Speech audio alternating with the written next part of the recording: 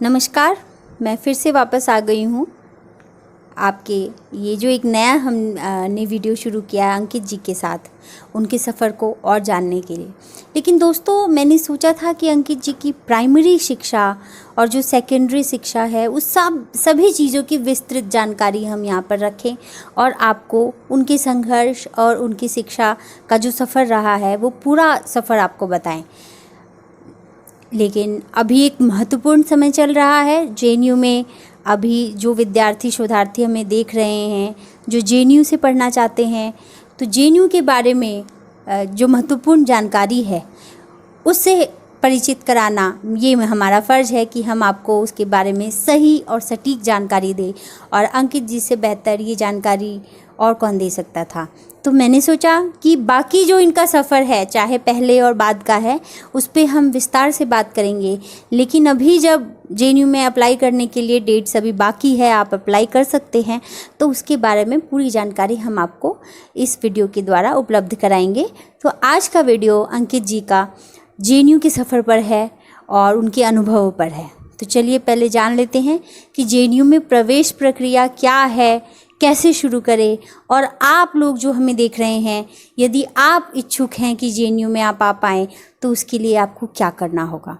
अंकित जी, आप जेएनयू कैसे पहुँचे?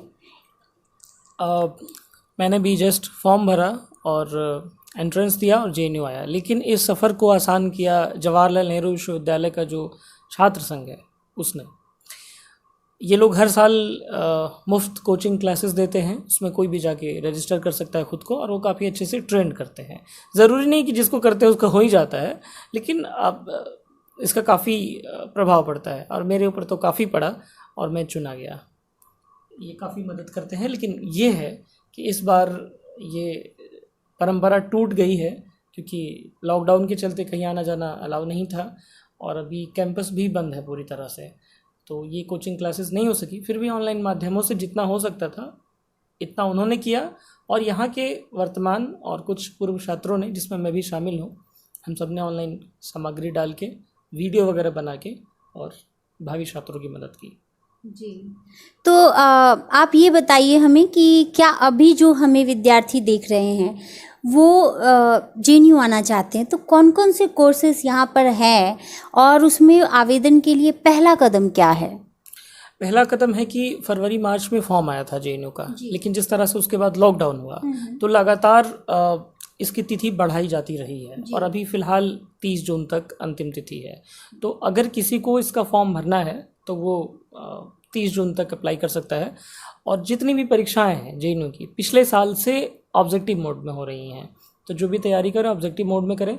फॉर्म भरते समय कोशिश करें कि अपनी कैटेगरी की सही जानकारी दें, प्रोस्पेक्टस पूरा पढ़ें।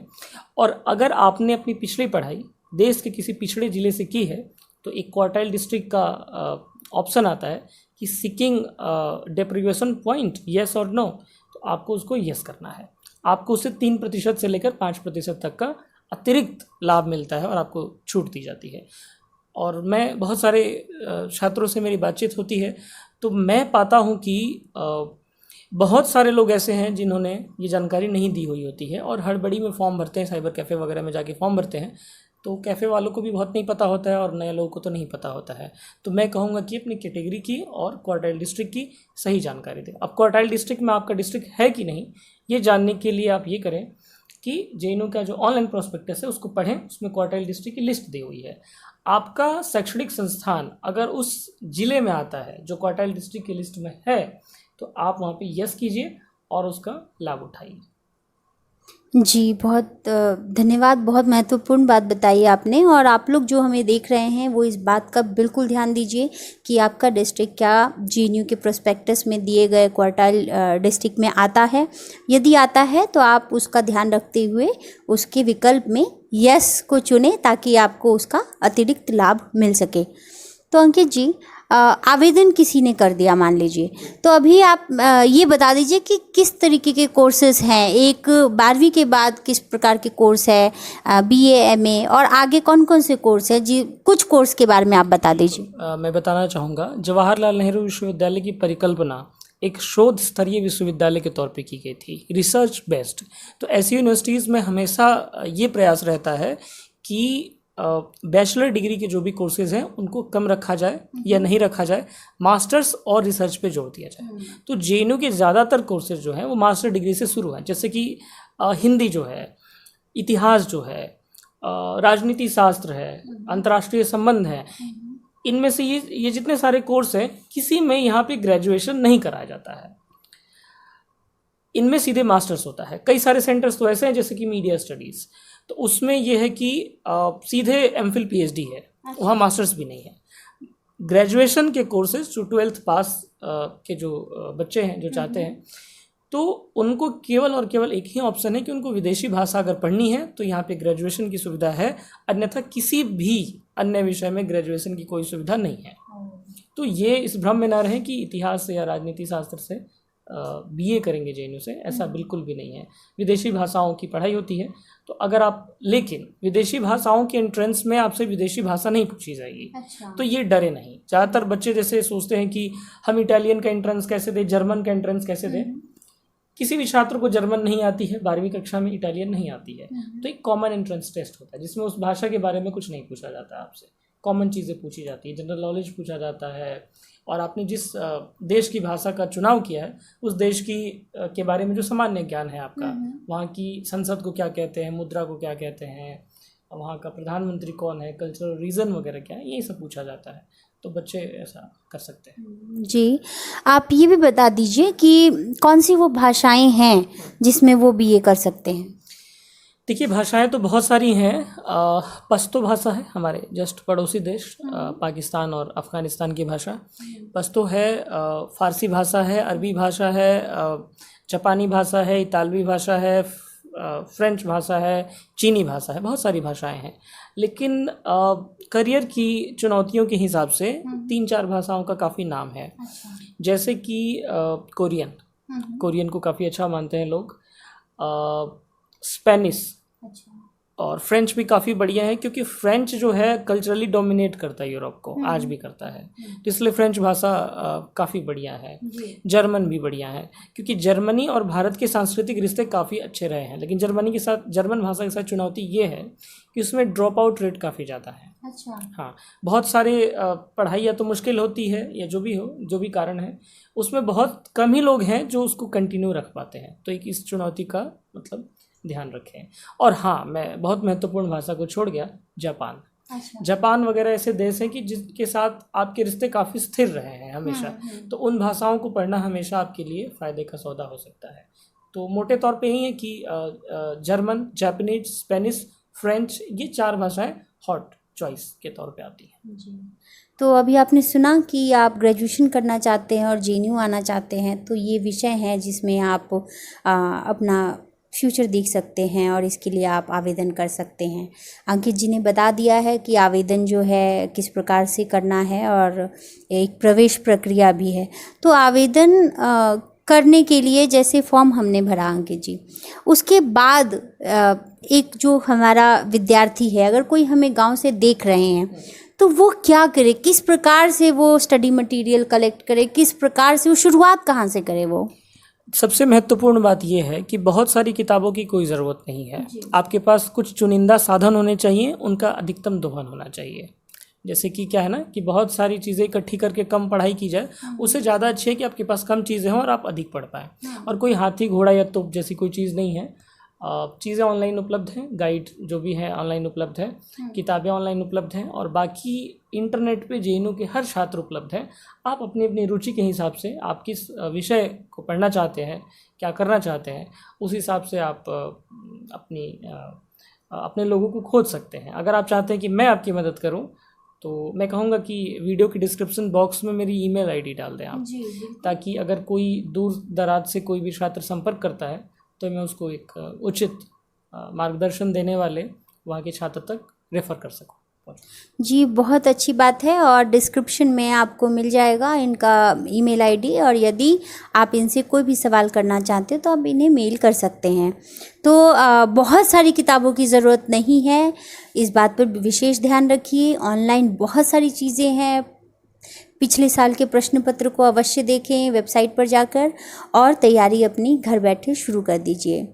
तो अंकित जी आप ये बताइए कि एक छात्र है उन्होंने तैयारी शुरू कर दी, तो क्या क्या मुख्य बातें हैं? जैसे आपने कहा बहुत किताबों की ज़रूरी नहीं है, तो कौन सी वो चीज़ें हैं मुख्य जिसको एक छात्र को छोड़ना नहीं चाहिए, उस पर बहुत ध्यान देने की ज़रूरत है? ये तो स्पेसिफिक एक सब्जेक्ट की बात हो गई। उनके पास जो भी साधन हो, उनके मूल साधन, उनका इस्तेमाल कर अधिक से अधिक, और प्रवेश परीक्षा देने से पहले कोशिश करें कि मॉक टेस्ट दें। अच्छा। मॉक टेस्ट देंगे तो उनको काफ़ी हद तक लाभ मिलेगा, किस तरह से समय का मैनेजमेंट करना है।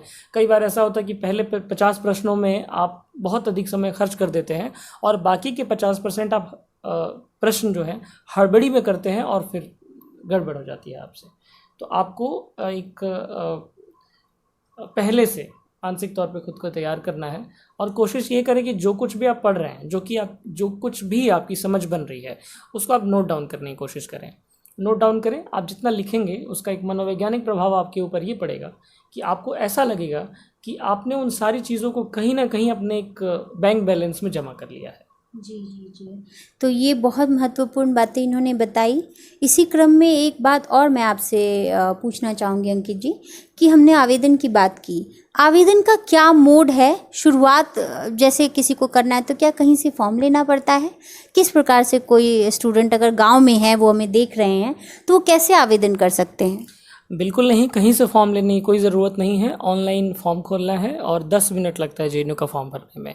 जेएनयू बहुत अधिक कुछ नहीं पूछता है, बस अपने आप कैटेगरी और जैसे मैंने बताया पहले बताया कि डेप्रिवेशन पॉइंट का जिक्र करें। अगर आपका एजुकेशनल इंस्टीट्यूशन ऐसे पिछड़े ज़िले में आता है तब उसके बाद से आप अपना फॉर्म भरें और अपने एजुकेशनल डिटेल्स जो भी हैं, जैसे कि 10th कितने नंबर से पास किया, 12th सब्जेक्ट क्या रहे, कॉलेज कौन सा था, साल कौन सा था, ये सारी चीज़ें, तो ये सारी चीज़ें पहले से तैयार रखें और उसको भरें। बाकी कोई बहुत ज़्यादा मुश्किल नहीं है, बहुत ही आसान है।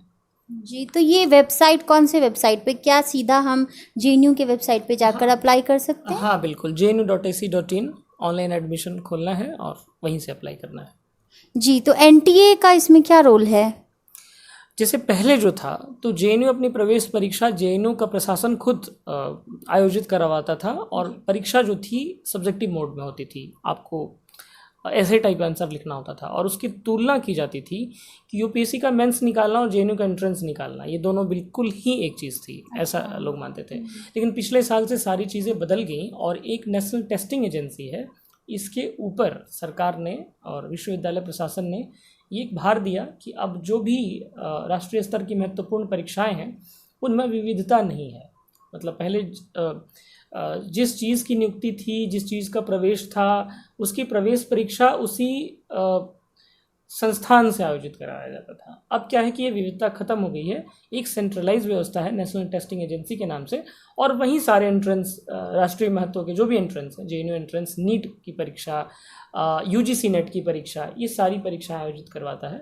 तो वहीं परीक्षा आपको नेट एनटीए आयोजित करवाएगा, बहुत ज़्यादा कोई फ़र्क नहीं है, बस है कि ऑब्जेक्टिव पेपर होगा। तो क्या ये हमें एनटीए की वेबसाइट पर ही जाके फॉर्म भरना चाहिए?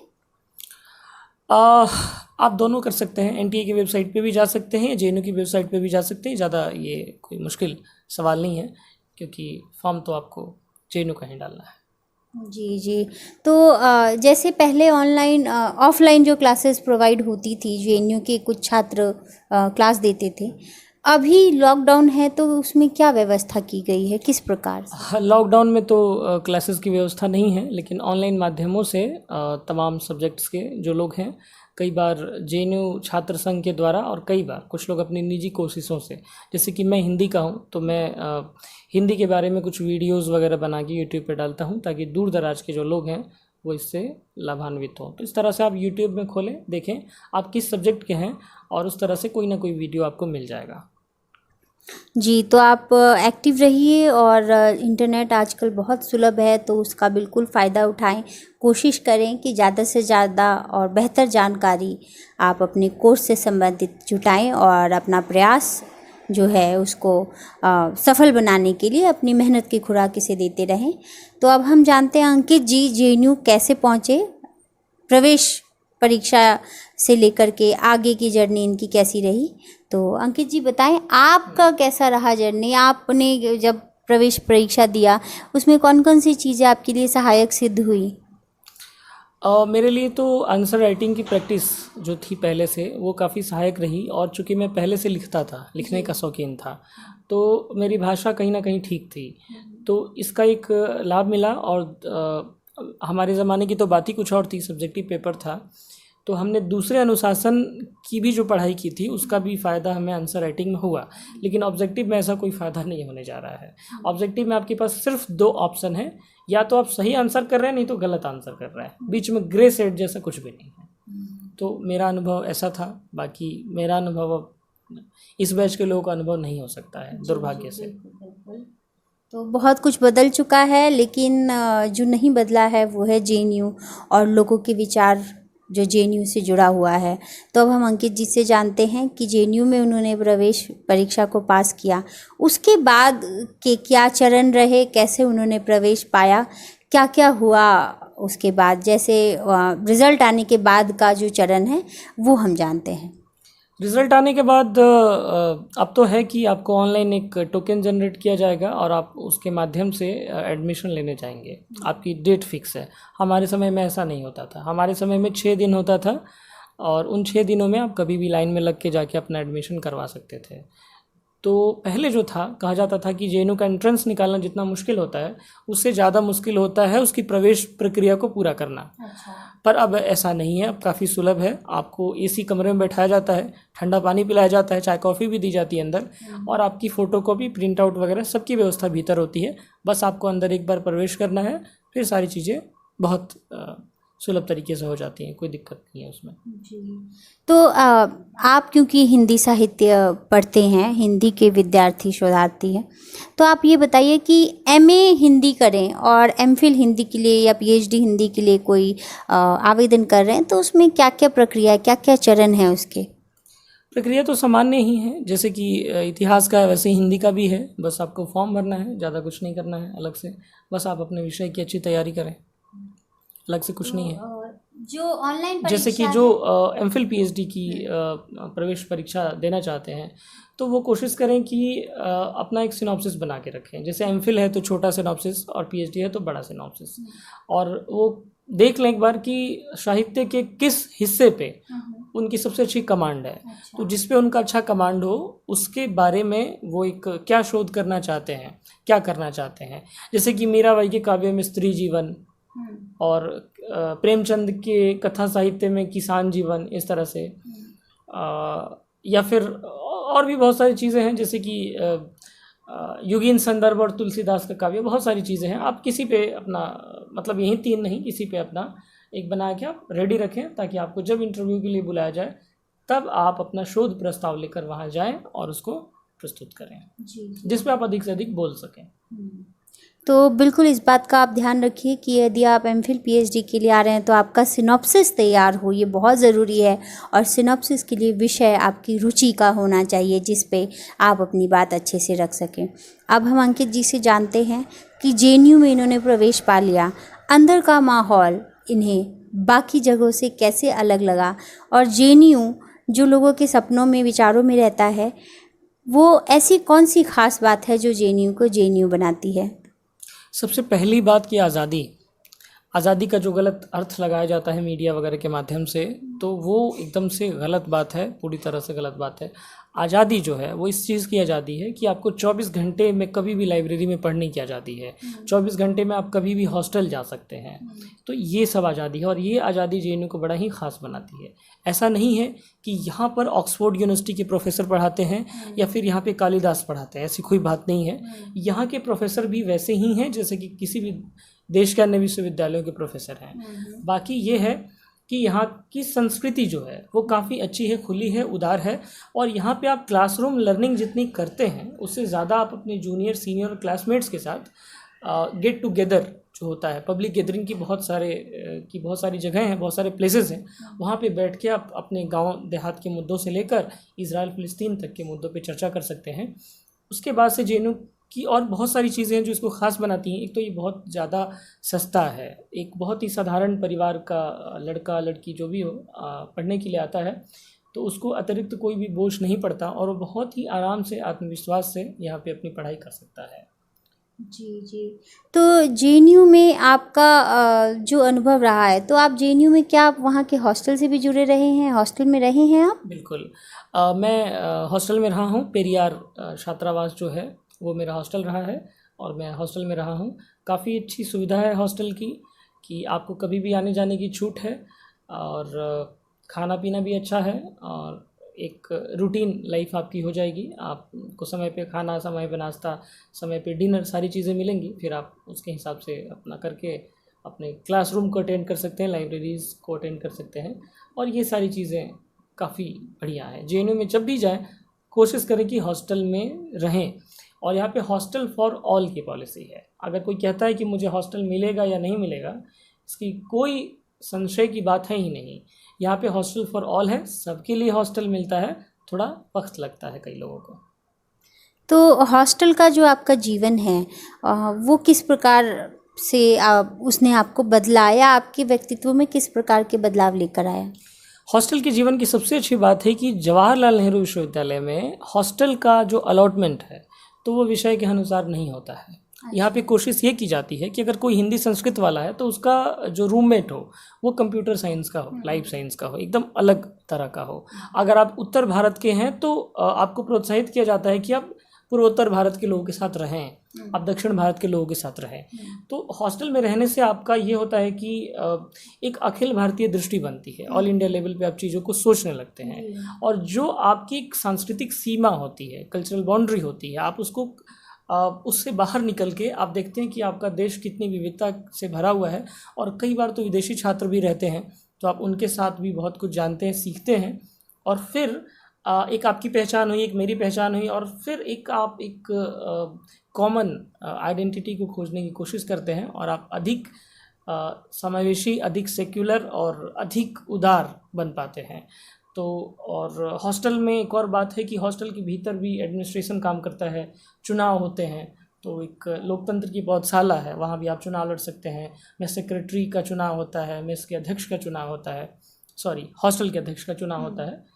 उसके बाद से आपको प्रोपेगेंडा पोस्टर्स बनते हैं हॉस्टल के अंदर, आप वो देखेंगे, सीखेंगे कैसे अपनी बातों को प्रोपगेट करते हैं। उसके बाद से पोस्ट डिनर डिबेट्स होती हैं वहाँ पे।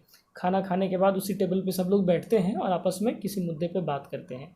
तो ये सारी चीज़ें बड़ी ही ख़ास हैं वहाँ की हॉस्टल लाइफ के बारे में। तो मैं फिर से कहूँगा कि अगर आप जेएनयू में पढ़ रहे हैं तो हॉस्टल में ज़रूर रहें। जी, बिल्कुल। यदि आप जेएनयू पहुंच गए हैं, जेएनयू में पढ़ रहे हैं या पढ़ना चाहते हैं तो हॉस्टल में समय बिताने के बारे में अवश्य सोचें ताकि आप हॉस्टल लाइफ की सभी बातों से जुड़ पाएँ, वहाँ के माहौल को देख पाएँ, वहाँ के माहौल से जो एक व्यक्तित्व में जो बदलाव आता है उन सभी के साक्षी बन पाएँ। तो अब हम जानेंगे कि अंकित जी तो जेएनयू से जुड़े और जेएनयू ने उनमें ऐसा क्या बदलाव किया जो बाकी जगह संभव नहीं है? जेएनयू ने उन्हें क्या दिया, ये मैं जानना चाहती हूँ इनसे।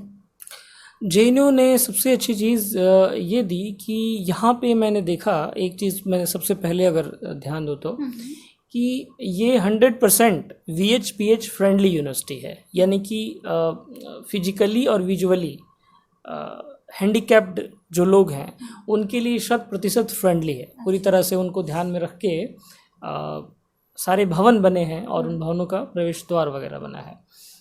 तो उनके साथ किस प्रकार से सहानुभूति से अलग कैसे एक सामान्य जीवन जिया जाए, ये चीज़ मुझे जेएनयू ने सिखाया। कि मेरे कई सारे क्लासमेट्स थे जो देख नहीं सकते थे, तो मैंने उनके साथ रह के बहुत करीब से ये महसूस किया कि किस प्रकार से वो बिल्कुल ही हमारी तरह हैं और किस तरह से बर्थडे पार्टी में वो नहीं देख पाने के बावजूद उसी आनंद के साथ शरीक होते हैं जिस तरह से हम हो रहे हैं। तो ये एक बहुत बड़ा बदलाव आया मेरे अंदर। उसके बाद से हम अपनी बातों को लेके कहीं ना कहीं रिजिड रहते हैं, लेकिन जेएनयू हमें खोलना सिखाता है और हम दूसरों की बातों से सहमत न होते हुए भी उस व्यक्ति का आदर कर सकते हैं और उस विचार को सुनते हैं। तो ये सारी चीज़ें, उसके बाद से मैंने देखा कि जेएनयू देश के चुनिंदा ऐसी जगहों में शामिल है जहाँ पे कोई भी महिला, कोई भी लड़की पूरी रात घूम सकती है और बहुत ही सुरक्षा का माहौल है जहाँ पे कोई भी घटिया हरकत नहीं होती है, नहीं हो सकती है।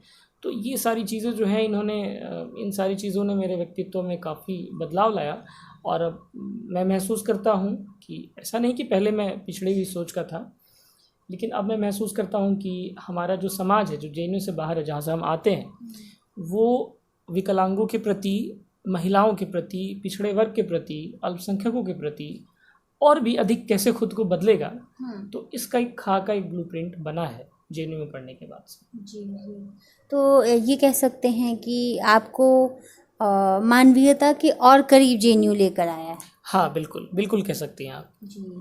तो अब हम ये जानते हैं अंकित जी से कि जेएनयू में ये पहुँचे हैं, तो जो आप लोग हमें देख रहे हैं, जो गांव से हैं, जिन्होंने, बहुत सारे लोग हैं जो एनआईओएस से पढ़ रहे हैं, ओपन स्कूलिंग कर रहे हैं या रेगुलर नहीं पढ़ पाए हैं और अपनी शिक्षा को उन्होंने जारी रखा है और जेएनयू आना चाहते हैं, तो क्या ऐसे लोगों के लिए कोचिंग बहुत ज़रूरी है क्या?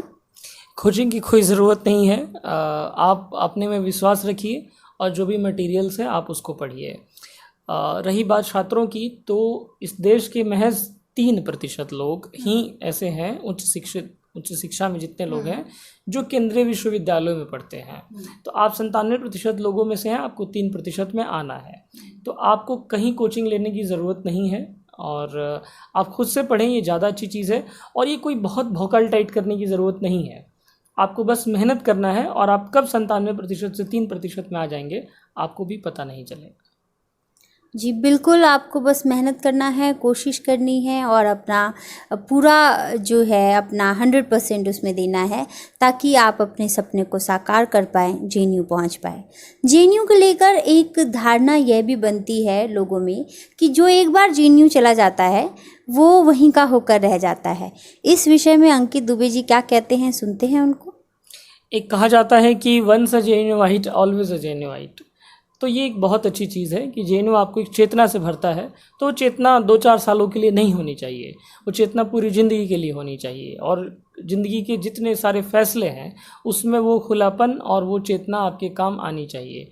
तो ये मैं समझता हूँ कि बहुत अच्छी चीज़ है कि जेएनयू में जाके लोग जेएनयू से नहीं निकल पाते हैं, तो मैं इसको सकारात्मक तौर पे देखता हूँ। ये कोई नेगेटिव बात नहीं है कि आप क्या होता है कि आप स्कूल में पढ़ने जाते हैं तो 5 सालों के लिए अब हिंदू मुस्लिम सिख ईसाई आपस में है, भाई भाई करते हैं, और फिर पता चलता है कि स्कूल से पढ़ने के बाद आप सोचते हैं कि वो तो स्कूल था, और फिर आप उसी तरह से हो जाते हैं, एक ख़ास जाति के हो जाते हैं, एक ख़ास धर्म के हो जाते हैं, ख़ास क्षेत्र के हो जाते हैं, ख़ास लिंग के हो जाते हैं और एक ख़ास भाषाई समूह के हो जाते हैं, और फिर कट्टरता आपके अंदर आ जाती है।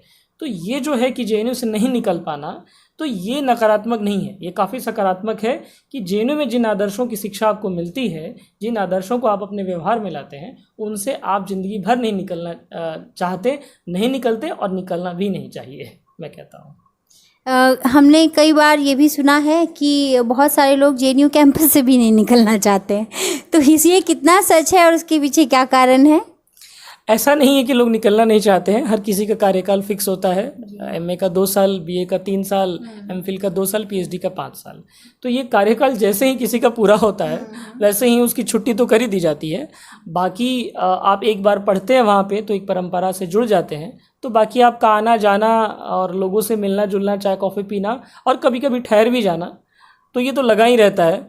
बाकी ऐसा नहीं है कि कुछ लोग जेएनयू के भीतर से ही नहीं निकलना चाहते, ऐसी कोई बात नहीं है, ये मीडिया का प्रोपेगेंडा है और एक मैं नहीं समझता कि ऐसी कोई चीज़ है। जी बिल्कुल। अब हम अंकित जी से ये जानते हैं कि एमफिल पीएचडी में फेलोशिप मिलती है, लेकिन एमए के लिए जो हम विद्यार्थी हमारे गांव से हैं और सीमित आय है जिनके परिवार में, वो किस प्रकार से, अगर आर्थिक मदद जो कहें तो वो जेएनयू में किस प्रकार का सहयोग उनको मिलता है या कितना कठिन है उनके लिए जेएनयू में रह पाना?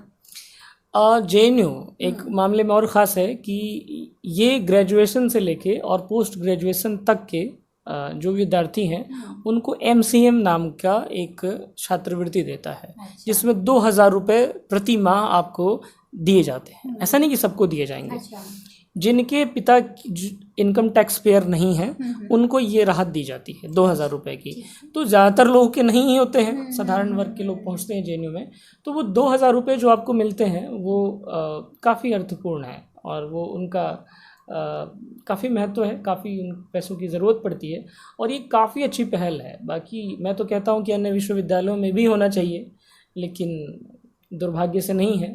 तो जेएनयू में है, ये बहुत अच्छी बात है। और जेएनयू का छात्र संघ, जेएनयू का टीचर संघ और जेएनयू के आम लोग जो हैं मांग करते हैं कि महंगाई को देखते हुए इस 2000 को 4-5 हज़ार तक ले जाया जाए। जी। आगे देखिए लड़ाई कहाँ तक पहुँचती है। तो जो लोग गांव से जेएनयू पहुंच जाते हैं या पहुंचने का सपना लिए हुए, मासिक एक खर्च जो है प्रवेश के बाद कितना पड़ जाता होगा एक सामान्य बीए एमए के विद्यार्थियों के लिए? वो तो अपने खर्च करने के ऊपर है। बाकी मेरे ख्याल से मेस बिल 2500 से 2000 से लेके 2500 के बीच में होता है जनरली। तो इतना आपको पे करना पड़ता है और बाकी आप अपने ऊपर है। बाकी जेएनयू आपको कोई भी एक्स्ट्रा खर्च करने के लिए पुश नहीं करता है। पहली बात कि वहाँ पानी का बोतल बहुत ज़्यादा बिकता हुआ नहीं दिखता है, क्योंकि हर 200 मीटर पे वाटर कूलर है। अब बाकी आप ज़रूरत से ज़्यादा एलीट बन रहे हैं तो अलग बात है, नहीं तो हर 200 मीटर पे पानी की व्यवस्था है, आप पानी पीजिए। कोल्ड ड्रिंक नहीं बेची जाती है और कोई भी बहुत ज़्यादा विलासिता की जो चीज़ है वो नहीं बेची जाती। ऐसी कोई भी चीज़ नहीं है कि जो आपका सहपाठी खरीद रहा है और आपको भी खरीदने को विवश कर रहा है। ऐसी कोई भी चीज़ नहीं है, कोई भी चीज़ इतनी महंगी नहीं है। या फिर ऐसी कोई भी चीज़ नहीं है कि जो वो खरीद रहा है और आप नहीं खरीद सकते और आप उसके आगे हीन भावना महसूस करते हैं। तो ये सारी चीज़ें काफ़ी काम करती हैं। तो जेएनयू में ऐसी कोई भी चीज़ नहीं है।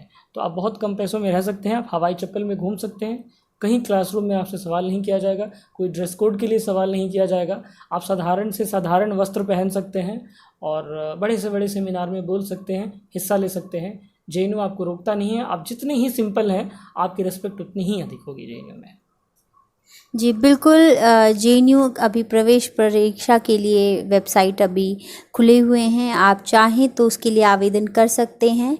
ऑनलाइन है ये प्रक्रिया और बाकी सारी जानकारी आपको इस वीडियो में दे दिया गया है।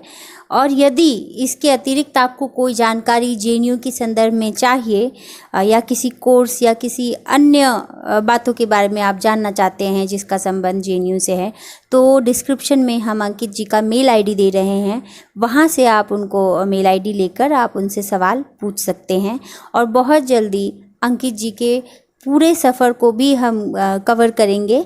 लेकिन जेएनयू को कवर करना इतनी जल्दी इसलिए ज़रूरी था क्योंकि अभी प्रवेश प्रक्रिया के लिए आवेदन के लिए 2 से 3 दिन और बाकी है। तो हमारी कोशिश होगी कि ये वीडियो जल्दी से जल्दी आप तक पहुंचे और आप इसका लाभ ले पाएँ।